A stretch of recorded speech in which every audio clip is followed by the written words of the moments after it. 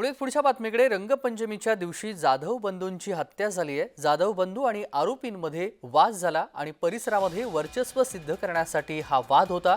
दुहेरी खून प्रकरणातील 5 आरोपींना अटक करण्यात यश आलेलं आहे। नाशिकच्या आंबेडकर वाडीतल्या घटनेनं खळबळ निर्माण झालेली आहे। आणि पुन्हा एकदा आपले प्रतिनिधी किरण गोटूर यांच्याकडे जाऊयात। किरण, आरोपींमध्ये हा वाद होता आणि वर्चस्व निर्माण करण्यासाठी हा वाद झाला आणि जाधव बंधूंची हत्या झालेली आहे। आतापर्यंत काय नेमकं पोलिसांनी या सगळ्या हत्या प्रकरणामध्ये पैलू समोर आणलेले आहेत? तेजस, खरं तर काल रात्री उशिरा जाधव बंधूंची हत्या नाशिकच्या उपनगर भागातील आंबेडकर वाडीमध्ये घडलेली होती। या सगळ्या घटनांनंतर काही पथकं सुद्धा पोलिसांनी आरोपींच्या शोधामध्ये हे रवाना केल्याचं आपल्याला बघायला मिळालं होतं।